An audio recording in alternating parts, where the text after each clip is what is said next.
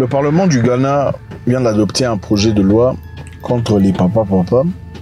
Beaucoup de résistance, les militants de droits de l'homme ne sont pas très contents par rapport à ça.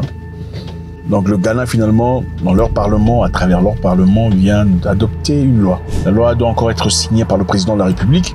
Mais cette loi condamne, évidemment, ces personnes qui pratiquent ces histoires qu'eux trouvent tout à fait contre la loi en de termes de prison. C'est-à-dire, si vous pratiquez ces histoires, vous êtes papa, vous ferez 3 ans de prison. Si vous êtes promoteur de papa, vous apprenez aux gens, vous le soutenez de manière ou d'autre, vous ferez 5 ans de prison. Et tollé général, levée de bouclier, les gens sont vraiment pas contents du tout. Activistes européens partout ailleurs dans le monde. Pas heureux du tout. Je dois signaler ici qu'au Ghana, il y a quand même eu beaucoup de personnes. Il y a eu beaucoup de membres de gouvernement, beaucoup d'acteurs politiques qui se sont levés ouvertement sans avoir peur. Parce que nous savons généralement, dans la plupart des cas, nous le savons, Kamala Harris est venue en Afrique. Quand on parle de ces sujets, beaucoup de politiciens africains évitent d'en parler. Carrément, ils évitent d'en parler pour ne pas donner leur position. Préférablement, généralement par peur, malgré leurs convictions, par peur de représailles. C'est souvent ça. Mais au Ghana, ils s'en foutent éperdument. There is nothing that deals with LGBTQ better than this bill that has just been passed by Parliament. We expect the president to walk his talk and be a man of his words. Ils ont été très ouverts. Parmi eux, certains parlementaires ont dit absolument pas, nous allons préserver nos valeurs familiales, leurs valeurs familiales. Maintenant, ont-ils le droit de le faire? Autant, ça pourrait déranger certaines personnes. Je pense que oui. Pourquoi? Parce que c'est leur pays. C'est leur pays, leur loi, le Parlement a voté. Qui sommes-nous pour s'y opposer? C'est leur pays. Maintenant, y a-t-il des options pour ces personnes papa?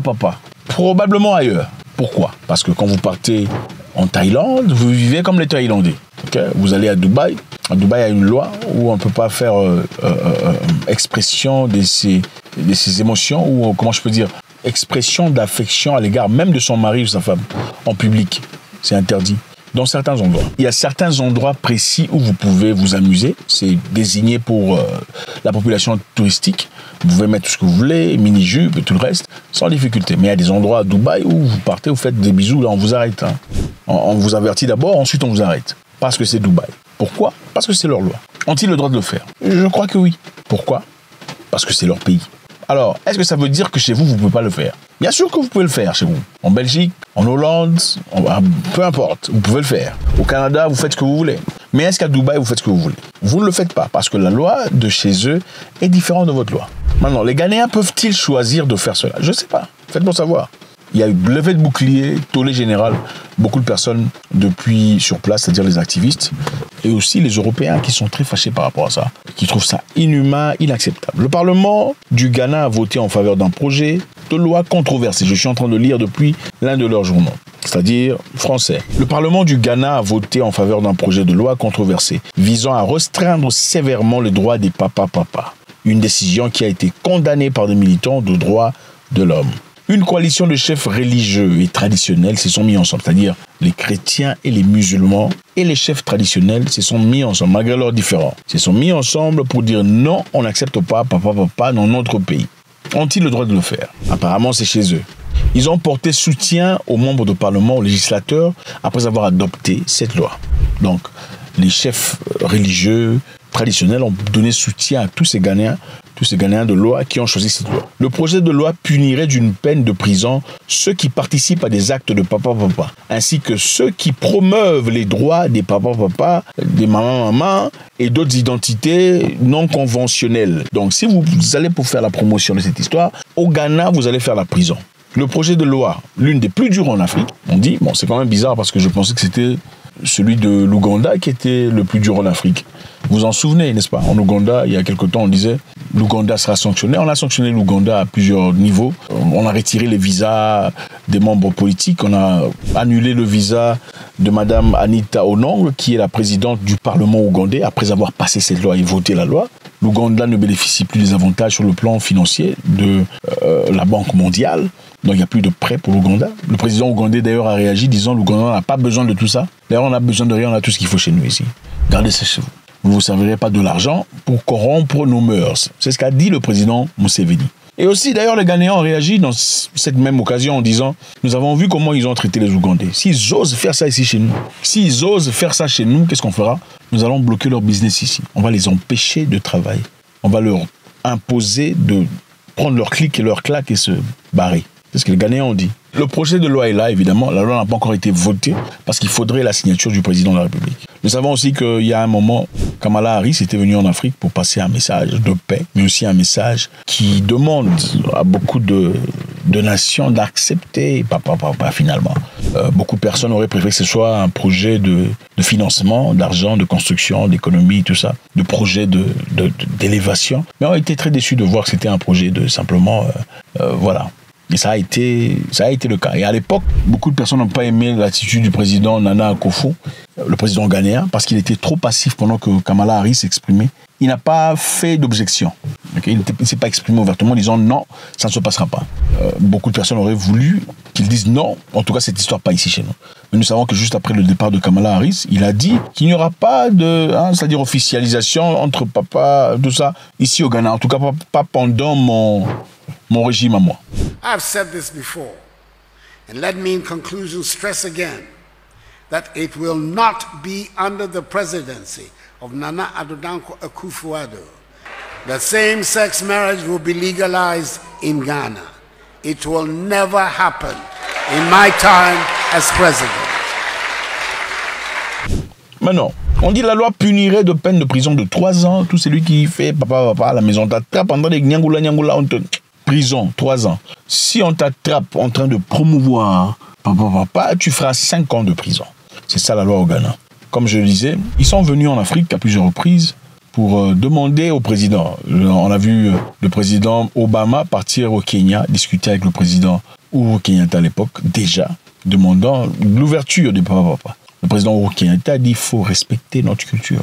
C'est notre culture, il faut respecter. Le président ougandais a eu beaucoup d'interviews, on lui a demandé tout ça. Il a dit qu'il faut respecter notre culture. What is your message to Western human rights groups, to President Obama, to lesbian, gay, bisexual and transgender people? Respect African societies and their values. If you don't agree, you just keep quiet. Let's manage our society the way we see. If we are wrong, we shall find out by ourselves. Just the way we don't interfere with yours. Le président zimbabwéen, à peine arrivé au pouvoir, pendant son première interview, on lui demande comment tu vas faire pour les papas. Il a dit non, ça ce n'est pas ma responsabilité. Il faut respecter notre culture. I'm talking about same-sex relationships. Never mind, we can put marriage to something. I'm talking about same-sexual activity. In our current constitution, it is banned. C'est donc ça, les amis. Donc c'est intéressant de voir combien les priorités sont complètement différentes. L'Afrique a des priorités financières. Il faut de l'argent, il faut des constructions, des écoles, des hôpitaux, des routes, des trains, des bateaux. Il faut que l'économie gonfle. Et c'est quand même désolant de voir que ce qu'on offre à l'Afrique actuellement, c'est plus des leçons de vie que d'économie, de coopération, de collaboration. Comme l'a dit d'ailleurs à plusieurs reprises certains des politiciens américains, l'Afrique a besoin de coopération, a besoin d'investissement, comme le fait la Chine. On ne dit pas que la Chine est meilleure, mais on a besoin de coopération, pas des leçons de vie sur comment se comporter, qu'est-ce qu'il faut faire par rapport à tout ça. Donc la loi est là, la loi a été établie par le Parlement ghanéen, il ne reste plus que la signature du président. Comment réagira-t-il le président Nana Akufo? Va-t-il finalement signer ou fera-t-il semblant? Parce que nous savons que les élections aussi arrivent très bientôt au Ghana.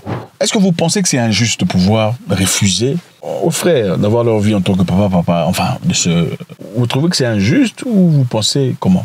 Faudrait-il leur laisser faire faudrait-il dire que le monde a évolué, permettre à ces personnes de faire ce qu'ils ont envie de faire, voilà, tout ça? Ou il faudrait respecter la loi des vieux, tout ça? Dans certains pays, on a le droit de tirer, le droit de port de l'arme. Dans d'autres pays, on n'a pas le droit de port de l'arme. Qui a raison, qui a tort, on ne sait pas. Pourtant, les ports de l'arme, c'est une bonne chose. Moi, je pense que autant des gens pensent que c'est mauvais, ça donne des armes aux bandits, ça donne aussi des armes aux gens qui sont bien. Il n'y a pas seulement les bandits qui ont des armes. L'arme, c'est un peu comme un couteau. Là. Car le couteau, on peut s'en servir pour cuire de la viande. On peut aussi se servir du couteau pour faire du mal. Ça dépend de l'intention de la personne. Autant pour les armes aussi. Dans un pays comme l'Afrique du Sud, par exemple, où les hommes ont accès aux armes, C'est vrai qu'il y a de la criminalité, mais cette criminalité est très sélective. Les criminels ne choisissent que des maisons où on est presque certain qu'il n'y a pas d'armes. Et c'est généralement les maisons des Noirs. Parce que les Noirs ont trop peur, tout ça. Ils vont jamais chez les Blancs, parce que là-bas, ça va sauter. Donc c'est ça. Faites-moi savoir ce que vous en pensez, c'est toujours avec beaucoup de plaisir. Faudrait-il leur accorder cette possibilité de vivre comme ils désirent? Ou il faudrait respecter la loi, enfin respecter la tradition, enfin respecter la religion, puisque les chefs religieux, c'est-à-dire chrétiens et musulmans, se sont mis ensemble, additionnés aux chefs traditionnels, additionnés aux chefs traditionnels pour voter, pour repousser cette idée et soutenir les législateurs qui ont choisi cette loi. God bless.